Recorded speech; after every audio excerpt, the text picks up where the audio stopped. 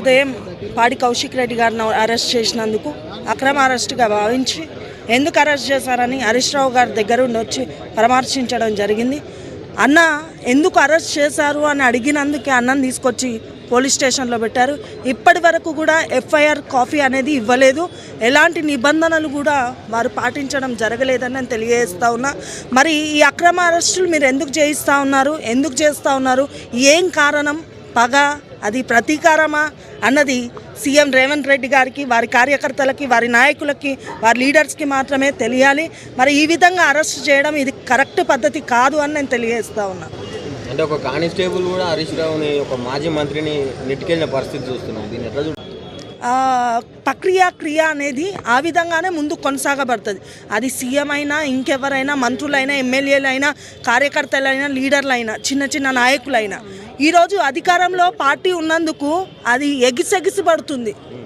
ఎగిరెగిరి పడే ఇస్తరాకు, ఏమి లేని ఇస్తరాకే ఎగిరెగిరి పడుతుంది. అన్నీ ఉన్న ఇస్తరాకు అణిగి మణిగి ఉంటుంది. అన్నీ ఉన్న ఇస్తరాకులో మేము ఈరోజు మేము అన్నిటికీ అణిగి ఉండి అన్నిటికీ తగ్గించుకొని మేము ముందుకెళ్తూ ఉన్నాం. మా మీద దౌర్జన్యంగా ఈ అక్రమ అరెస్టులు చేయడము, అక్రమ నేరస్తులుగా మమ్మల్ని ముద్రించడము ఇది కరెక్ట్ కాదు. రోజులు అనేటివి ముందున్నాయి. ముసళ్ళ పండుగ ముందుంది. మీరు వెయిట్ చేయాలని నేను తెలియజేస్తా ఉన్నా. ఏ రోజుకైనా అధికారం ఒక్కరికే సొంతం కాదు. అది ఒక్కరి ఇంట్లోనే అధికారం అనేది ఉండదు. ప్రతి ఒక్కరికి ఒక రోజు వస్తుంది. మాకు 3 ఏళ్ల తర్వాత మరలా ఒక రోజు వస్తుంది. ఆ రోజు మేమేందో మీరు చూడాల్సిన రోజులు ముందుగా వస్తాయని నేను తెలియజేస్తా ఉన్నా.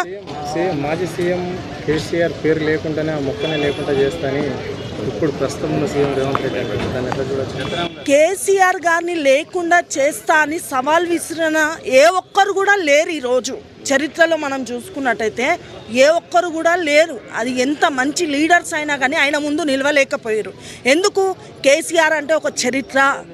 ఆయనను తాకగలిగిన వాళ్ళు కూడా ఎవరు లేరు. ఈరోజు ఆయన తెచ్చిన ఈ తెలంగాణకు మనము సీఎంలమై, మనము లీడర్లమై, మనము ఈరోజు కార్యకర్తలమై మనమే వ్యతిరేకంగా ఆయనకు నిలబడితే ఆయన కొట్లాడి తెచ్చుకున్న తెలంగాణ, ఎంతోమంది బలిదానాల ద్వారా వచ్చిన తెలంగాణను ఈరోజు మన ఎక్స్ సీఎం కేసీఆర్ గారు మాట్లాడినప్పుడు, కేసీఆర్ గారు మరి తెలంగాణను తెచ్చినప్పుడు ఆయనే మేము ముట్టుకుంటాం, ఆయనే మేము దాకుతాము, ఆయనే మేము నెట్టేస్తాం, ఆయన నామమే మేము లేకుండా చేస్తామంటే ఆయన ముట్టుకోగలిగిన శక్తి ఏ ఒక్కరికి కూడా, ఏ లీడర్కి కూడా నేను లేదని తెలియజేస్తా ఉన్నా.